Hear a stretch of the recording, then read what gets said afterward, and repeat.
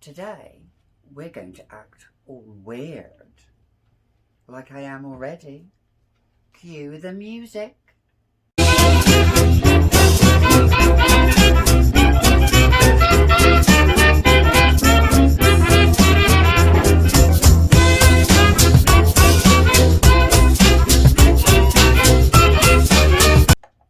Hi, I'm the Fragrantician and welcome back to another edition.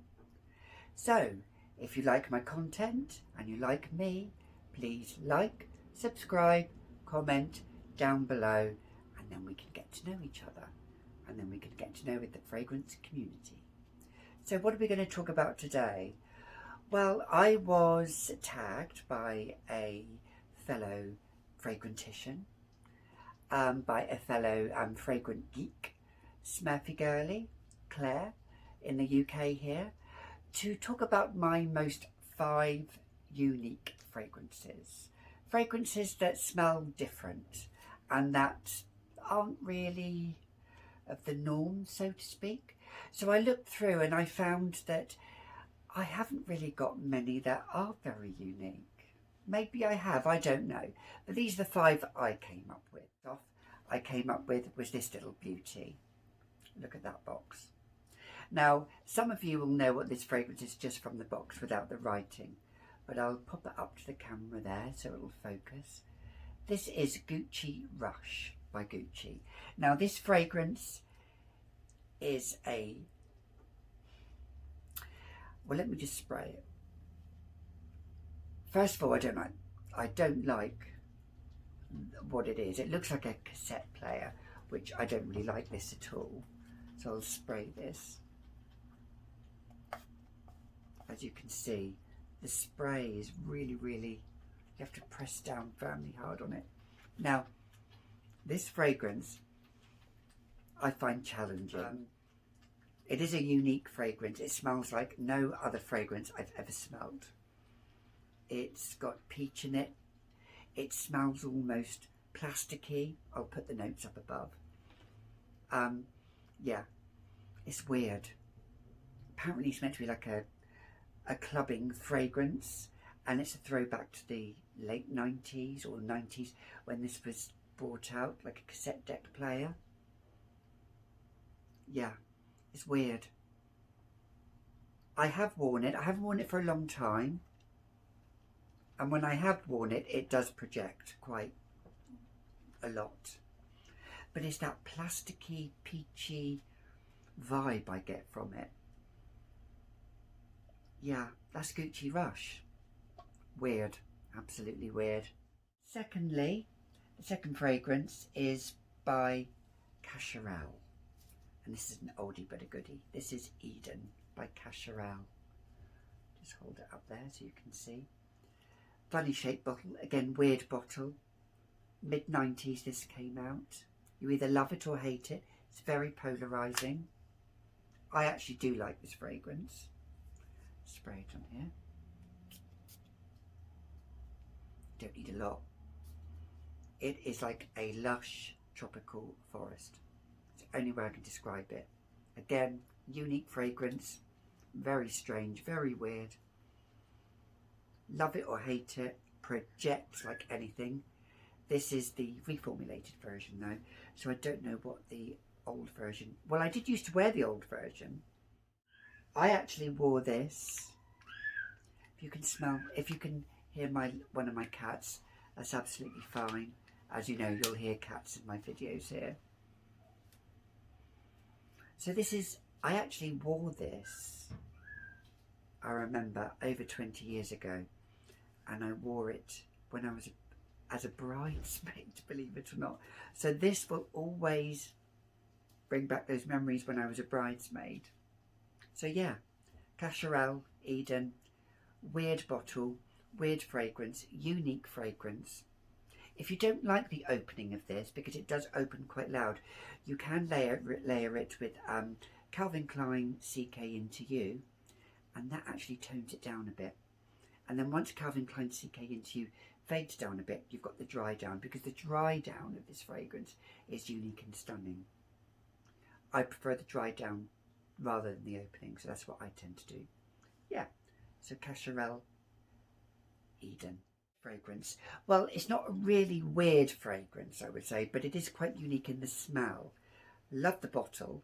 This is Elizabeth and James Nirvana French Grey. Very reminiscent to the 60s and 70s, this pattern here. Very textural it is. So this one has only got 3 notes in it. It's got neroli, which I adore, and it's in another fragrance which I adore, which is Pure Poison by Dior, but it's in this fragrance. But the notes in this are the lavender and the musk. The lavender and musk are beautiful, but it's got that unique herbal aromatic fragrance which I really, really love. Gorgeous. Those 3 notes are combined really well. Sadly, it's been discontinued. You can still get it online. You can get it quite cheaply as well. This is the 30ml bottle. Smells a little bit soapy, but it's the uniqueness of the lavender with the musk that gives it that slightly herbal smell to it, calming. Lovely fragrance to wear to bed. So yeah, quite a unique one. Elizabeth and James Nirvana French Grey. My 4th fragrance. Now this fragrance is not for the faint-hearted. If you can hear something outside, don't worry, I live in the ghetto.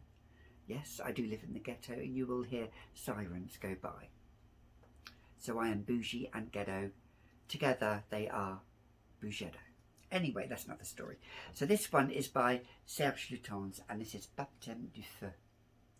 Baptême du Feu is, now this fragrance I do like.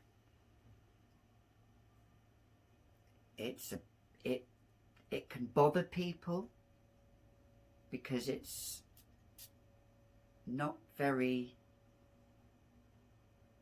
there's no, I don't think there's any florals in this.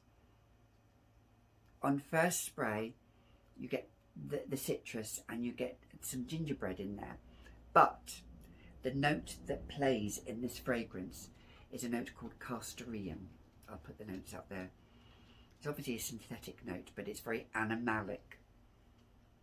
And it gives it, if you can see my cat walking by, just say hello. Claude says hello. All right, Claude. Claudie. Anyway, we'll just, yeah. So, Serge Lutens Baptême du Feu. This is, as I say, this is, oh, I've lost the top. I don't know what I've done with the top here. I'll find the top. This is a unique fragrance. It's that castoreum note that gives it that slightly, dare I say, I don't want to say fecal almost, but it's very animalic. And you get whiffs of it, you get wafts of it. You don't need a lot. It projects quite high, projects quite well. On paper it smells different than it does on skin.